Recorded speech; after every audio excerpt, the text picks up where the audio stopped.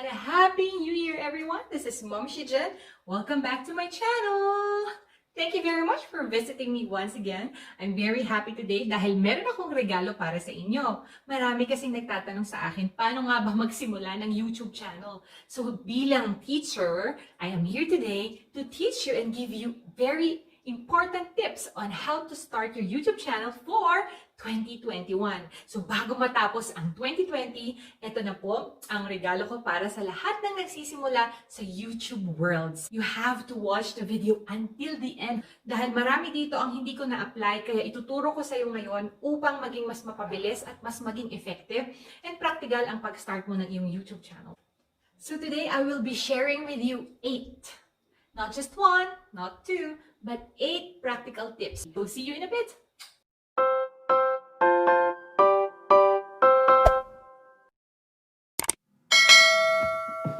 Hi guys, I'm back. So we are now about to start the 8 C's of starting your YouTube channel for 2021. Ayan, so hindi ko na patatagalin, 8 po ito na C para madali po natin matandaan. Tapos pag na-memorize niyo po at naisa puso niyo itong 8 ito, then madali na lang po ang pagsimula ng YouTube channel niyo for 2021. So, are you ready? Alright, so let's go. First and foremost, number 1 C is to create a YouTube channel. And how? It starts with a Gmail account. So number 1, kailangan gumawa ka muna ng Gmail account mo or Google Mail account. So, pagka gumawa ka ng Gmail account mo, pwede ka nang mag-create ng channel mo. Ito yung napakasimpleng way kung paano gumawa ng YouTube channel using your Gmail account. Panoorin niyo po.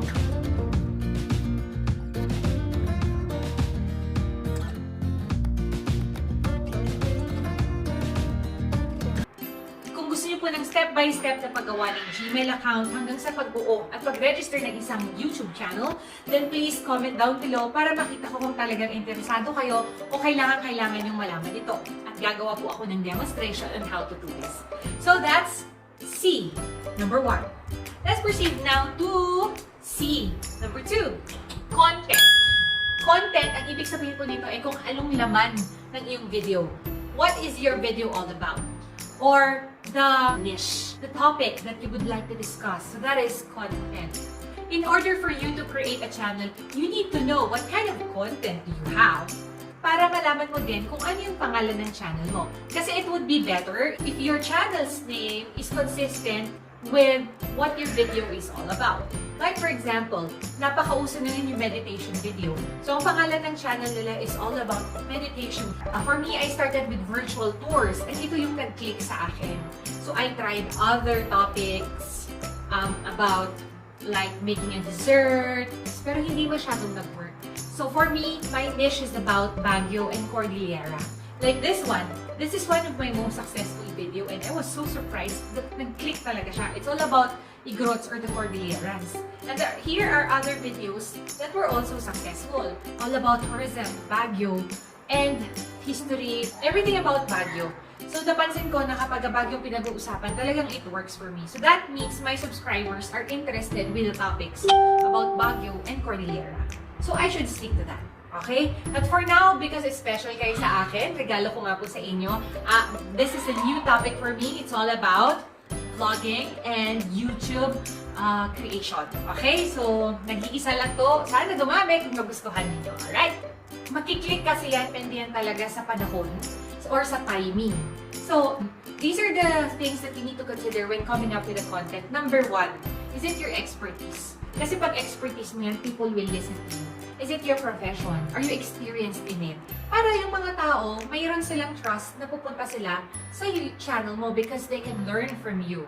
Okay, pangalawa, if you're a good entertainer, then bank on it. Kung magaling kang magpatawa, may kakaiba kang personality, then go for it. Tignan mo si Mimio, si Alex Gonzaga, they're good entertainers. That's why nag-work yung kanilang YouTube channel. Another one is you have an informative content. Diba? Kung like educational videos, tutorial, ganyan. O kaya naman yung ginagawa ko, vlogging, history.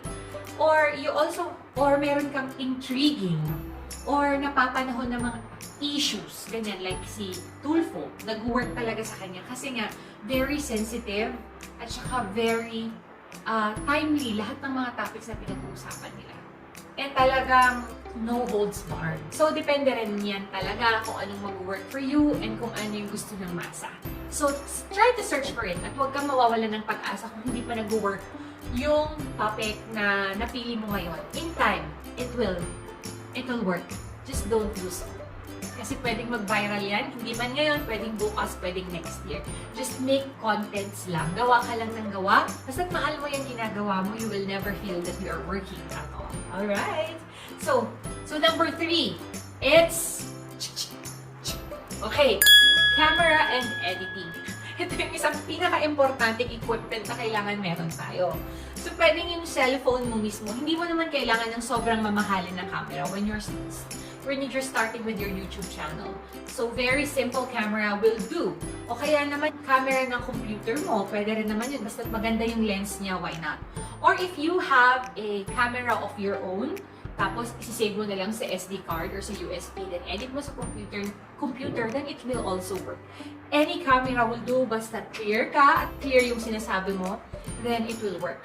Okay, so ano ba yung gamit kong camera? Basta Samsung siya. I'm using a Samsung phone, which is Galaxy S something or S5. Basta manipis. Hindi talaga ako techie. Ayan, so I'm using a simple camera. And then I just, I edit from my phone. So speaking of editing, what is my editing tool or application na ginagamit ko? Pag sa cellphone, napakaganda ng KineMaster. I use KineMaster at saka Filmora Go. So nag-avail ako ng lifetime subscription sa Filmora Go, which is very affordable naman.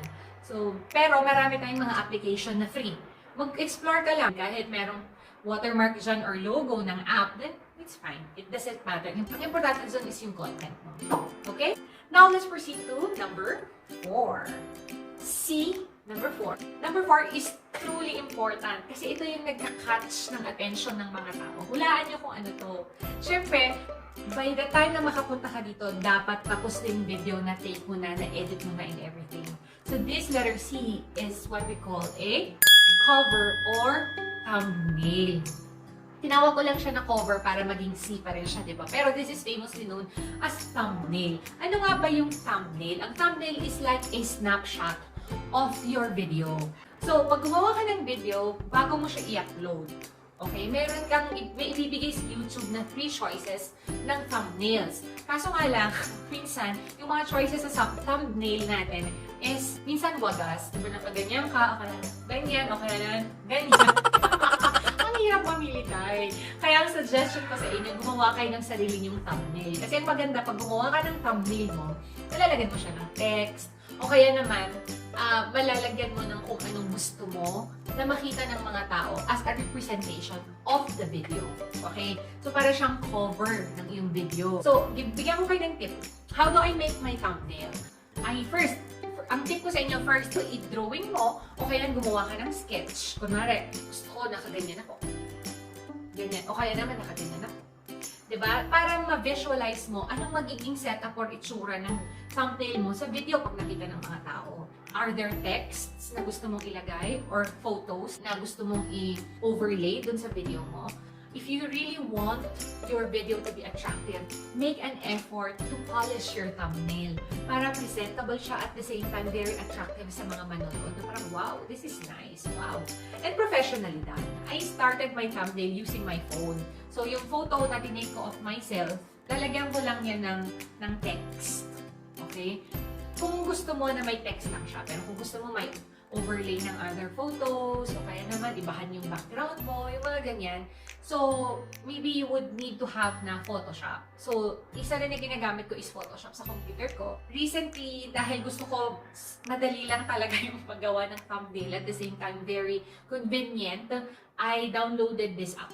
Ayan. Itong app na ito yung ginagamit ko right now. So, that is number 4. Okay. So, yan ang ating number 4 is the cover or the thumbnail. So, huwag niyong kakalimutan yung thumbnail na yan dahil yan po yung mag-aakit sa mga viewers ninyo para pumasok sa inyong video. Alright? So, number 5. Letter C, number 5. Okay, number 5 natin is one of the things na miss out ko when I was starting. Pag hindi ko pa kasi alam noon about this, that is copyright. Okay, Copyright means that there is a right of ownership of a certain music or a video. Let's say, for example, gumamit ka ng music ng ibang tao. Diba? Pwede kang makopyright. Siyempre, may intellectual property kasi yung mga music. So, pinaghirapan nila yan, sarili nila yan. So, intellectual property sila doon. That's why they have a copyright. So, that means you cannot earn from that video or music or merong shared. Pwede kayong mag-share dun sa profit.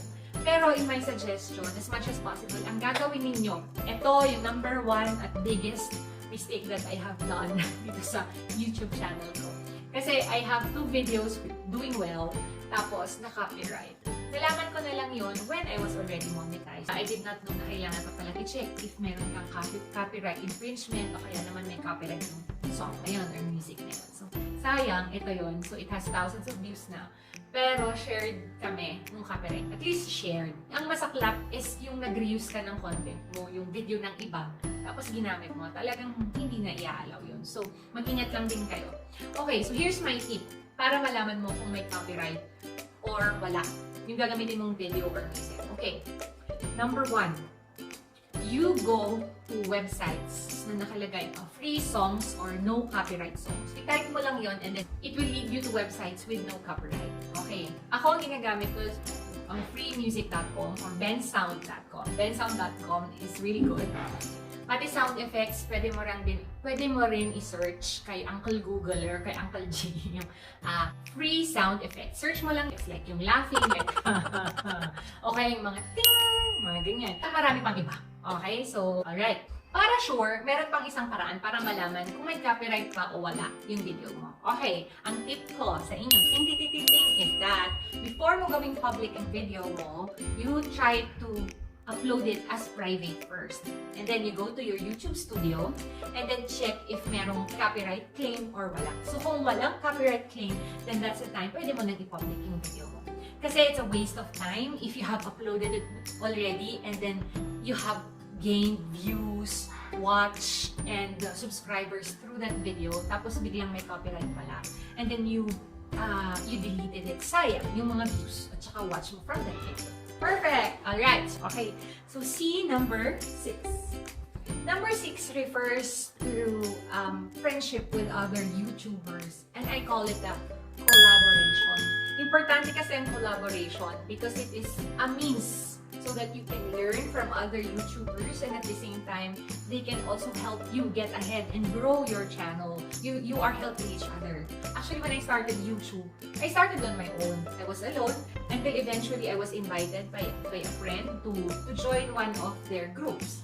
And then sabi ko, sige, try ko, why not? Pero it's been few months already since I started.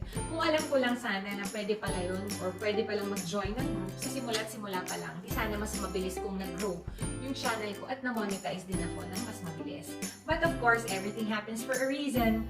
Maganda rin siguro na na-experience ko yung mag-isa ako para ma-compare ko kung ano yung benefits of having a group or a collaboration with other YouTube members. So, I suggest that you find a group where you can collaborate with, you can partner with, so that you can grow your channel fast. And at the same time, you gain friends. For me, pasalamat ako sa Team Maestro dahil sa kanila, kahit paano, marami akong natutunan sa pag-YouTube. And at the same time, I have grown my channel faster. So, thank you to our Team Maestro. Alright? And tip number 7 is napaka-importante. Kung yung thumbnail will invite your viewers to watch your video, this letter C naman will retain your viewers until the end. And this is charm or personality. Okay, kung ang video mo nakaharap ka sa mga tao, pero napaka-boring mo, maboboring sila, hindi talaga sila manonood until the end. You will just be wasting making videos of your own. Unless napaka-importante mong tao at napaka-importante ng pinag-uusapan mo or dinidiscuss mo. But generally, it would be nice to level up that energy and present yourself to be charming and you have that great personality that will retain your guests. Hindi sila mabore, okay? Bring out the charm in you, the energy, the spirit. Kasi pag nanonood yan, baka hanggang 3 seconds lang yan, wala na. Kapag ang itsura mo mukhang, welcome to my channel, Okay, you get what I mean? So please bring out the personality in you so that it will radiate your audience and they will feel happy watching your video. Alright, so we are now down to our last C in order for you to start your YouTube channel this 2021. So kung yung number 1 natin, letter C, is creating a channel and channel name, itong number 8 naman natin is channel requirements. One of the major reasons why people are going into YouTube is, of course, they wanted to earn. So they want their channel to be monetized, of course, diba? So if you want to go that path, then these are the requirements that you need to go for.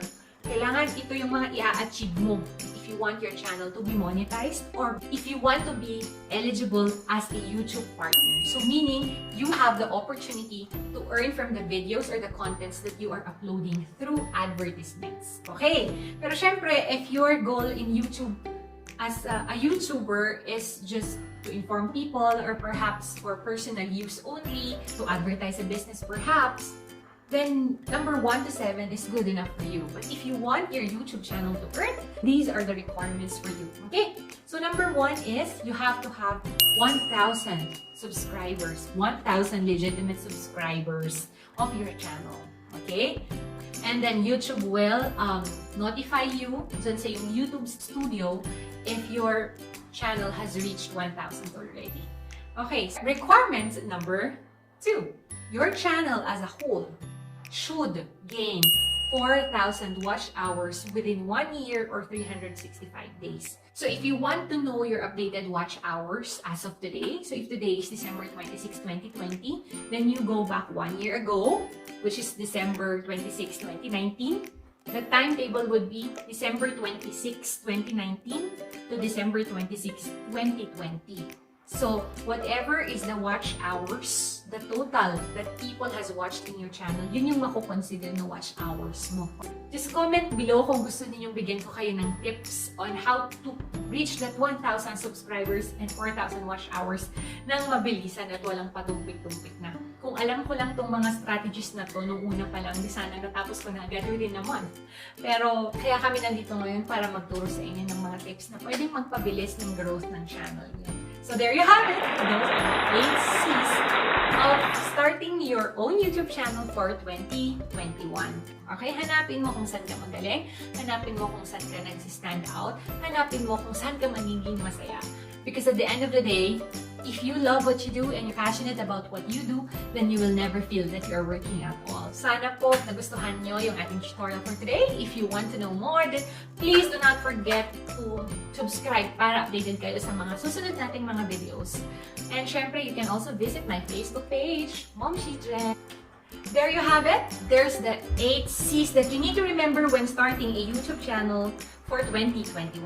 Pag na-achieve mo na itong 8 ito, then ready ka na for 2021 vlogging and YouTube partnership. Ayan, so huwag kakalimutan, be safe, keep the faith, and be happy!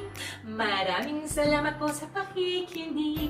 Na-appreciate ko po ang iyong pagdalaw sa akin. Thank you very much. And Merry Christmas and Happy New Year. Love you all! Charm! Charm! Alright. Galaxy. Hindi ko nga alam kung ano. Ano ka bang brand dito? Alright. So let's proceed with... May kodigo talaga ako. Let's proceed. Merry Christmas and Happy New Year. Please do not forget to subscribe. I need to go. Bye-bye. Subscribe! And smash the bell! Smash the bell button. We need to go. Bye.